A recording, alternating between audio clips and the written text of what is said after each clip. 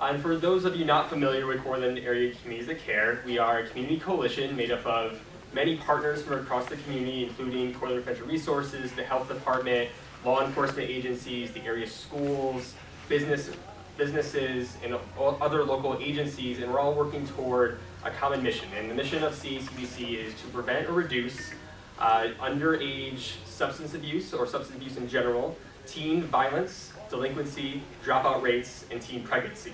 Kind of a broad mission, but tonight I'm just going to focus on the substance abuse issue. And every year, Cortland Area Communities of Care conducts a youth survey at all of the area schools of 6th, 8th, 10th, and 12th graders. And the purpose of the survey is really to assess a few things. The main thing is the risk and protective factors in the community. And so risk and protective factors, pretty much self-explanatory. Risk factors are those things that those things in the environment that put our youth at risk. Protective factors are things that exist in the environment that help protect them from being at risk. So we assess those through a variety of questions. We also get at substance abuse issues. So kind of go over an overview of what we've seen in the last survey, which was conducted in 2013. The 2014 survey was just conducted, but we don't have those results yet. So I'm going to kind of give you a sense of what we're seeing, what the youth are telling us, and kind of we can go from there. So I'm going to kind of give you a broad overview. So I can tell you from our survey results that the big three substances are the most used. So alcohol, tobacco, and marijuana are still the most common substances used by the youth in Cortland. Alcohol is still by far the most widely used. So to give you a sense of what we're seeing, so we asked 30-day use questions. So we asked how many students have used alcohol, tobacco, and marijuana within the last 30 days. To kind of give you a sense, so in 10th grade, 26.4% of Cortland County 10th graders indicated they had used alcohol within the last 30 days. For 12th grade, that number jumps to 45.5%. So about half of students indicate that they used alcohol within the last 30 days. For tobacco, the number's a little bit lower. For 10th grade, 13.8% of 10th graders indicate that they have used tobacco within the last 30 days. And in 12th grade, that number is 22.7%. And for marijuana, in 10th grade, the number is 22.8% of 10th grade students have indicated they used marijuana in the last 30 days. And for 12th grade, it's 28.4%. And kind of give you an idea of the trends that we've been seeing, tobacco and alcohol use have been slowly declining over the last 10 years or so since the first time we did the survey. In 2002, almost 44% of 10th graders indicated that they had alcohol in the last 30 days, and that number, as I said, is down to more like 26%. So we've made some gains there. However, within the last few years, marijuana use has been increasing. We've seen an uptick in marijuana use over the last 2 youth surveys, especially amongst 12th graders. And more interestingly, we asked a few other questions that kind of give us an idea of youth perceptions of use. We asked about their parental disapproval, so pretty much asking if their parents would disapprove of them doing something. They would disapprove of them drinking, using marijuana, tobacco.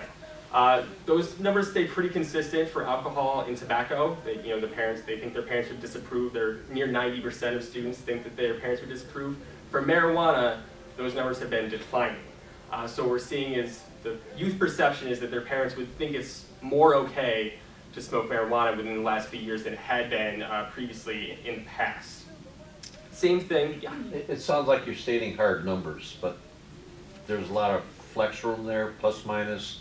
Kids aren't going to tell you the truth. They're afraid somebody's going to find out. Yeah, so I mean, what's your error range? Obviously, no survey is perfect, but the way the survey is designed, it asks a series of questions that get at those numbers. It's not just one question asking, have you used? They ask the question of multiple ways, so then we can toss out, bad numbers. But obviously, nothing's perfect. Okay. So that's kind of, does that answer the question? Yeah.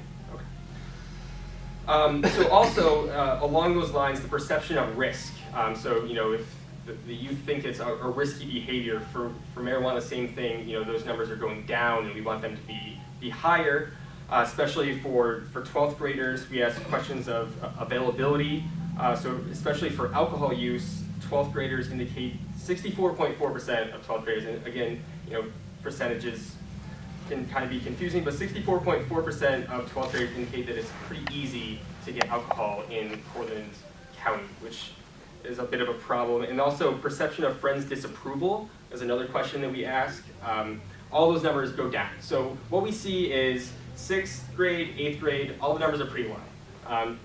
In middle school, junior high, they're not doing a lot. From that 8th grade year to 10th grade is when we see that transition, when they start experimenting with things, doing things. So we really want to target our efforts towards those 9th and 10th graders, because that's kind of those transition years. And 10th grade especially is the year that a lot of changes happen. That's the critical year in a teenager's development, when they can kind of go either way. So that's what when we look at the surveys, we really try to target our efforts towards getting at them earlier rather than later in 12th grade, when we already see the results that they're kind of already in these types of things. So those are kind of the overview of marijuana, tobacco, and alcohol. Like I said, those are the big three, by far the most widely used substances. We measure for some of the other substances as well. We ask about heroin, meth, cocaine. All those numbers are pretty low as far as that we're seeing in the youth survey. Those haven't really come out yet. Prescription drugs are a little bit higher for 12th graders. I think it's around 7% of 12th graders have used prescription drugs in the last 30 days, but all the other substances are pretty low, around like 1% or below 1%. So we're not really seeing that yet in the youth survey, but obviously everyone's aware of the growing meth problem in Cortland County, so we want to kind of get ahead of that before we start seeing the numbers rise in the youth survey. So that kind of covers the substances. I also just discussed how the survey assesses the risk and protective factors available in the community, the perceived risk and protective factors of the youth. By far, the two most common risk factors every year that we've done the survey since 2002 are community disorganization and low neighborhood attachment, which those two things kind of take into account a lot of different information in the survey, but essentially what they mean is that youth don't think that they are recognized by the community, they don't think they have a place in the community, and they really don't want to stay here. That's kind of the broad generalization of what those two statistics mean. So like I said, we've seen those year after year. Those are the two most common risk factors that we see.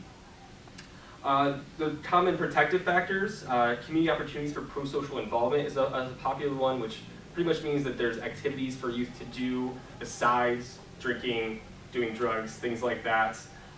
Especially school opportunities, that's the highest protective factor. So after school activities, sports, all those extracurricular activities that they get involved in. So that kind of covers the youth survey. And like I said, the trends that we've been seeing since 2002, the first year we did the survey, everything has been steadily declining. Tobacco and alcohol, marijuana was declining into the last few years, and then it kind of started going up again. So that's the youth survey. And like I said, CACDC conducts the youth survey every year. So we have a good sense of what the youth are telling us about what they're doing, and then we can kind of guide our efforts on how to address those certain issues. And so some of the things that CACDC is doing to address those issues, we have a few campaigns that have come out of our drug awareness work group. In the back, you'll find information about the Real Truth campaign, which essentially what the Real Truth campaign is.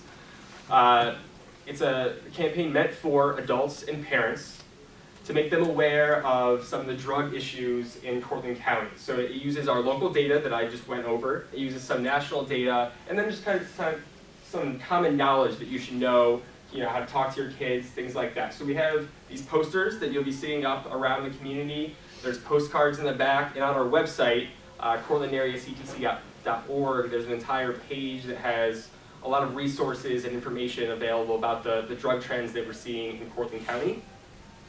Some of the other things that the coalition does to address some of the things I talked about in the survey, talking about low neighborhood attachment, community disorganization, we just hosted our Youth of the Year event, which is an annual event where we recognize outstanding youth in the community. This year we had 12 nominees. So that's an effort to try to get at that low neighborhood attachment, community disorganization number. Another thing that we do is the annual youth conference for 10th graders. Like I said earlier, that 10th grade year is a really critical year in a teen's development, so we want to try to get at them in that year. So we invite all the 10th graders in Cortland County to an annual youth conference where we address career choices, healthy choices, and really it's about community. So that's an annual conference that we usually have up at SUNY Cortland. And a few other things that we're kind of testing out right now. We're testing or piloting a youth campaign at Cortland High School called Factuality. And what Factuality is a social norming campaign. And the idea behind social norming is that the majority of students actually aren't doing, they're not drinking, they're not doing drugs, and we see that in the survey, especially overall, something like if you take all of the Cortland County students, about 70% don't drink in high school in the last 30 days. So we try to address that through an advertising campaign. So there's posters, social media, try to make them aware that the mentality is that everyone is doing something, so they should be doing it, when in reality, most of them are not doing it. So we try to kind of counterbalance that with a campaign, and we're testing that right now in Cortland County, or Cortland High School, but we're trying to launch it in the entire county going forward. So CACPC gives us really the assessment and the data information that we need to use as a tool to help us to figure out what the needs are in the community, and then take that information and decide what kinds of programs we're going to run. So what are the needs in the community? What are youth actually doing? What does this picture look like? And what do we need to do to improve that? So by improve, I mean, what do we need to do to decrease the number of 12th graders that are using alcohol or using other substances? Or what do we need to do something that's called delay the initiation, which means delaying young people from actually starting to either smoke cigarettes, use alcohol, or use some other kind of drug. So those are all ways that we partner. This is why we have this relationship with CACPC. I think one of the things that I think is very important to mention here is that we hear a lot about the negatives of the community. We hear in the newspaper or on TV or on the radio, you hear about a meth bust, or you hear about arrests, or you hear about crime related to drug-related crime.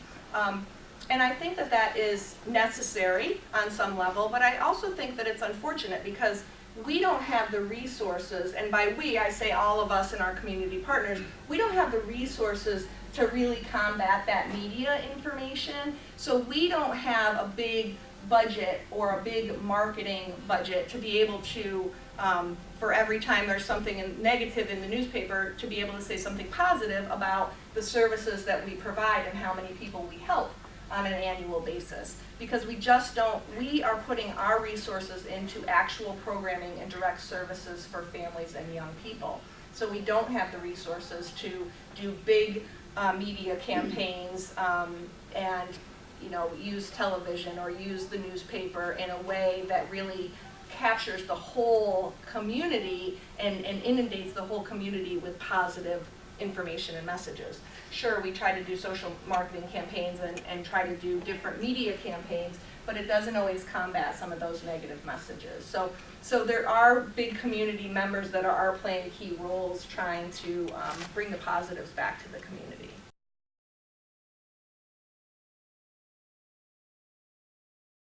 So current drug trends. Obviously opiates, heroin, and prescriptions. Still some ecstasy, alcohol, obviously we've talked about, meth, and heroin. And ongoing drug trends, alcohol and marijuana, which is kind of what Matt had talked about with the youth. The main ones are alcohol and marijuana. So these other ones are kind of for a little bit. So prescription medications and other over-the-counter things. So I guess one of the biggest things, you know what they are. So one of the biggest things is what can you do? So we know that they're commonly abused by a wide range of people, including teenagers, even though the youth survey doesn't directly show that yet. I am pretty confident in saying that there are lots of teenagers that are using lots of prescription medications. I have recently become a Yik Yak user, which has proven, which is an app on your cell phone, which will just show you how much the college students in our community are using prescription medications not prescribed to them. It's very common that they talk about Adderall on social media and on that particular app. So some of the biggest things that we see abused are Adderall, cough medicine, Ritalin, other types of things like that. So where are people getting this stuff? For the most part, people take it from other people that they know have it. So they take it from their mom, they take it from their grandma, they buy it from their friend, a lot of times that's just kind of how they get their hands on it. So what can you do? Well, you can lock your prescriptions. If you have things in your household that are prescribed to you, no matter what they're for, put them in a place locked. Keep them away from other people that they aren't prescribed to. Put them in a place that no one else knows where they are. Another thing you can do is to get rid of them when you're done with them. You use half that bottle of hydrocodone for something that you had it prescribed for. Don't just keep it in your medicine cabinet rocking around for 2 years. When there's an opportunity to get rid of it, like one of our drug take-back events, clean it up and get it out. Then it becomes much less of a problem for someone to take it.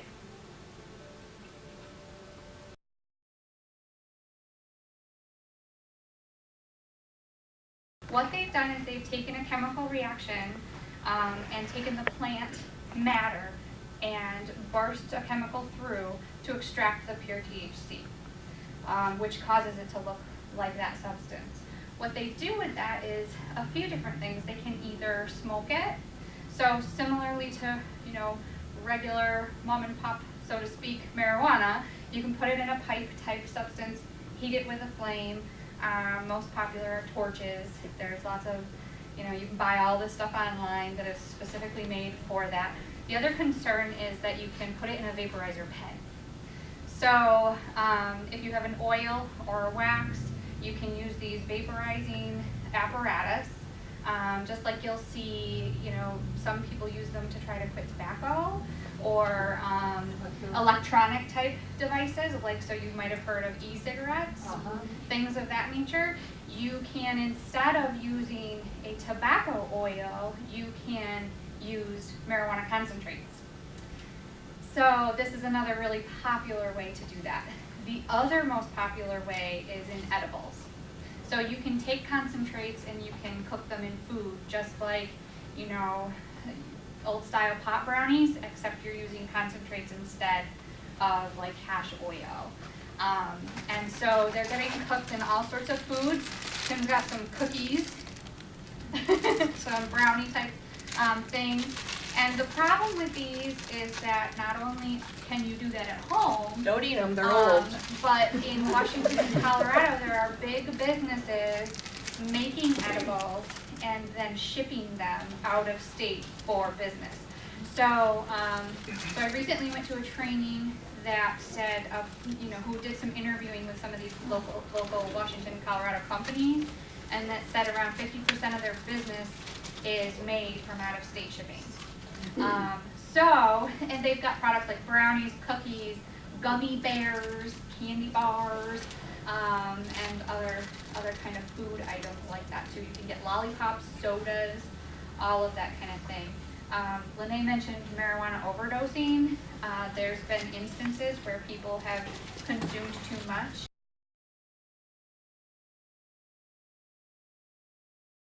One of the biggest hot topics in Cortland.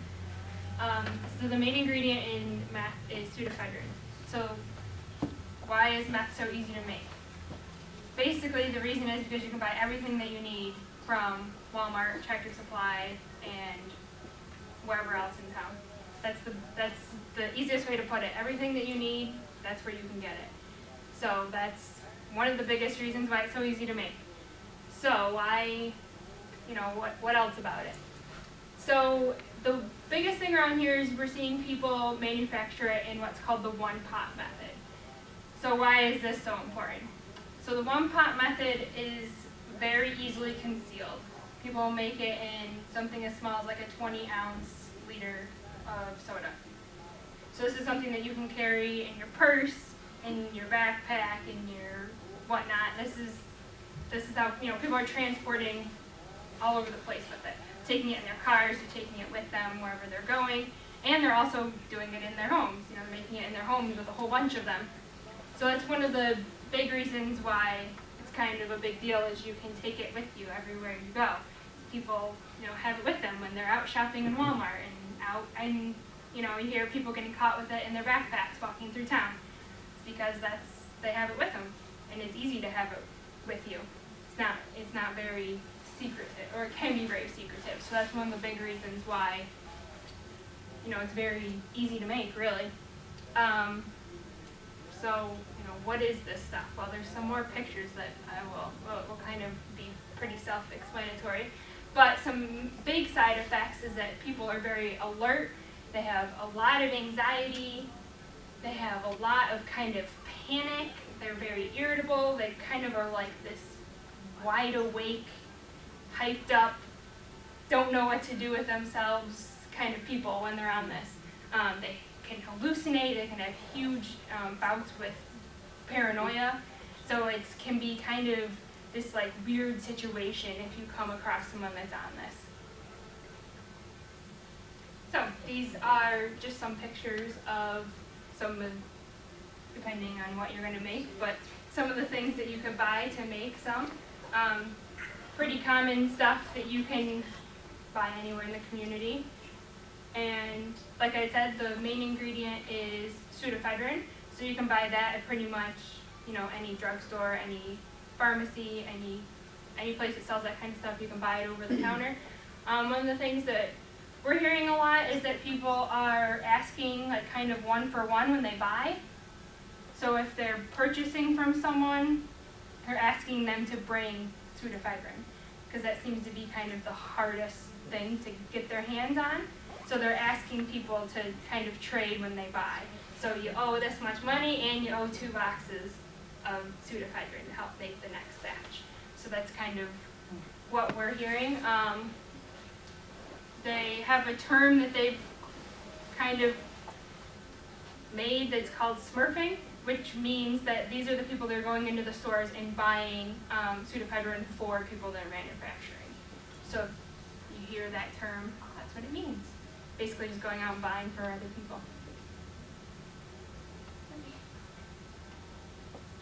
So I guess I'm sure that you guys have ever seen any mug shots. This is one of the projects that came out of Montana, actually a couple of years ago at this point. There was a sheriff, I believe, that was seeing people coming through and kind of just seeing their transition, seeing what happened to them in a pretty short period of time. Meth is pretty nasty. It will rot your teeth. It will do all sorts of things too. Another common thing that we see is people, their nerve endings will die out, like in their arms, whatnot, so they will think that there are bugs on them. So there's a term called meth bugs, and this basically means that people think that there are bugs crawling on themselves when there really isn't. So they'll pick at themselves, they'll pick at their faces. That's why a lot of people have sores like on their faces and on their arms. It's basically just it's what happens when, can be one of the symptoms of using meth.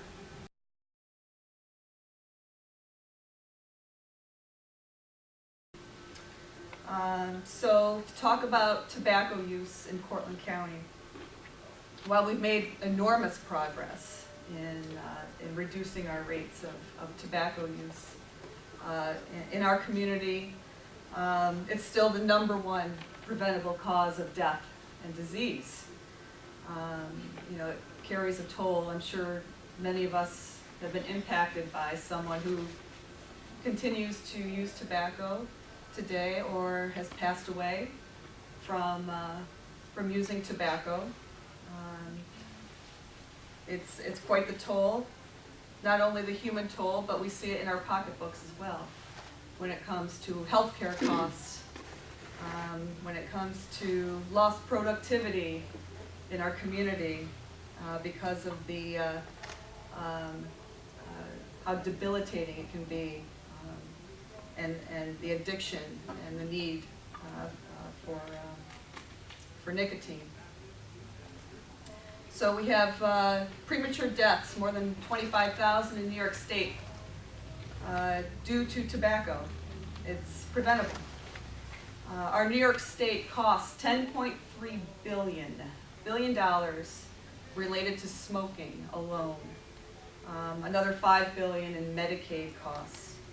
And based on some formulas on the number of packs that adults smoke in Portland County, we do a survey every couple of years with adults, and we pull that data together with Communities That Care youth-related survey data. Portland County's share of our costs, runs around $30 million for our share because of using tobacco. So we've got lives lost, we've got money coming out from our insurances, and we talk about how to work at getting to that burden of our healthcare costs. A lot of it has to do with prevention. We can work together to do that. So virtually all cigarette smoking occurs before the age of 18. And according to what Matt had stated earlier with the survey, for youth, so if you pull together high school together, it's about 18%, which is higher than the state average and higher than the national average. State average is about 11%. The nation is at about 15% for high school youth smoking. The average age of when a child first takes their cigarette, that came from the survey as well, is about 12. The smokeless tobacco use rate is much higher in Portland County than it is in the rest of the state. And we're seeing a trend grow in that area. It's a cheaper form, based on our taxes on cigarettes. And agricultural community. It's kind of something we've seen, from generation to generation with chewing tobacco use. Our adult cigarette smoking rate has virtually remained unchanged in the last decade. We're at 22% cigarette smoking rate for adults. I will say though, in the 90s, we were at a 40% adult smoking rate. We've come a long way, but we're remaining steady, and we're higher than the state average. The demographics of the majority of current smokers in Portland County are between the ages of 18 to 24. Typically have no college coursework experience and an annual household income of under $25,000. Tobacco use during pregnancy is a huge issue in Portland County. 33% of women during pregnancy use tobacco. And I'll talk a little bit about e-cigarettes. While we're just starting to track e-cigarette usage with adults, I'm not sure if that will be taken into consideration in future. Probably going forward, we don't track it right now. Yeah, okay. Based on our adult survey that we had this past summer, we had about a 3% of adults who use, and most of those use e-cigarettes along with cigarettes, not just e-cigarettes alone. And we're finding that combination pretty similar across the state. We are seeing, and I'm sure you've seen it too, heavily marketed, accessible, just like what the tobacco companies did decades ago with television, with sponsorships, advertising everywhere. You're going to see it. You're going to see it just as similarly marketed as cigarettes once were. The sex appeal, the flavorings. They're marketing towards our children.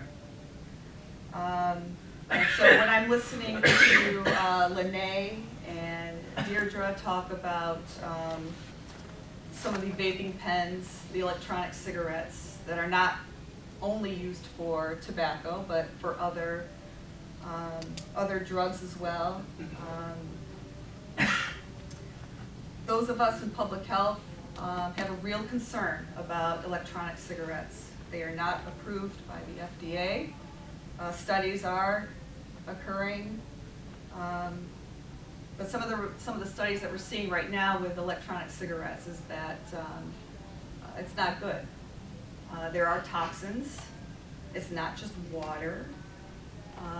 Many of the tobacco companies are in this business. They see a market for this. Right now, New York State's clean indoor air law does not include electronic cigarettes. So it's something that can be used in areas that are typically restricted by regular tobacco use.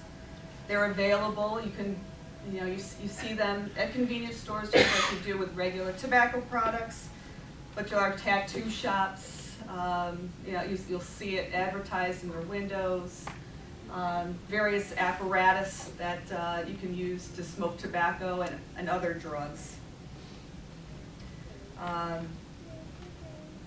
in addition to that, the CDC has reported, I believe it was a quadrupling, might have been more than that, of calls to poison centers because children are seeing these vials of the flavored nicotine, the liquid that goes into the electronic cigarettes. And kids look at it and they see it as maybe something fruity, something to drink, and kids are being poisoned by these refillable concoctions. So it's something we need to keep our eye on with that as well. The tobacco companies, prey on our kids. They've got the adults hooked, and whether they quit or they die from their addiction, they need replacements. And they've used that word for our kids, replacements. They go after our kids, they watch them, they hire people to go out to see what they're into, the types of music that they're into, just the culture, so that they can put it all back into their marketing strategies. They're still in business, they're smart. Since 1964, since the Surgeon General came out with the report that smoking was linked to lung cancer, it's still our #1 preventable cause of death. They're smart. They're very smart. They have a lot of influence, a lot of power, and a lot of money. But this next generation can stop that. It's up to communities. It's not just people in public health. It's parents. It's business. It's everybody that has an investment in the future of our community for these kids. Not only with tobacco, with the other drugs too. We need to change this culture. Change the acceptedness, the normalcy. When I look at tobacco and alcohol, the legal drugs, it's these drugs. That's where it starts. We know that cigarette smoking is a significant predictor of the possibility and the frequency of other drug use, getting into the illicit drugs. I mean, you feel like when you feel for this family, and then there's also that you're kind of torn because how dare you spend that money? You should be feeding your family. You should be doing the you have limited resources. But then again, they're addicted to something that a company has pushed on us. So how much blame can we place? Where can we place that blame? And if you look around downtown, this might help with your butt problem, not with our problem. People pick them off the streets. People are looking in ashtrays, people are picking them out of ashtrays just to fill that need. No matter who was puffing on it last time, no matter what, they are fulfilling their needs. And their need for at the moment is the nicotine. Yeah, I mean, we'd see that out in front of the county office building, with the ashtrays there, and we see people, they're not picking up the litter just to beautify the, Not like the Doug. area. And another thing is, Cortland has always been a big source of under-the-table employment, and Yes. cigarettes have become payment. Yeah, I'll go and carry this bag of groceries for you. You supply me with a couple of cigarettes or a pack of cigarettes. And that has become a huge factor. And it's one way that teenagers are getting a hold of cigarettes. And it's a big way that teenagers are getting a hold of cigarettes. but Adam also brought up a good point about if you take away the ashtrays, then it leaves the butts. I mean, we see them all over the place. We do. We see them all over the place. And, you know, a lot of us in tobacco control have been wondering about, you know, if we put a policy in place, do we give them some sort of butt depot so that they can really help beautify that area? But many of us believe that providing that cue to smoke, I think it's doing more harm. It's like the lesser of two evils kind of thing. We don't want to enable people to smoke. It's like putting up that smoke shack. What we're trying to do is trying to reduce the number of people who smoke. So let's make it less convenient.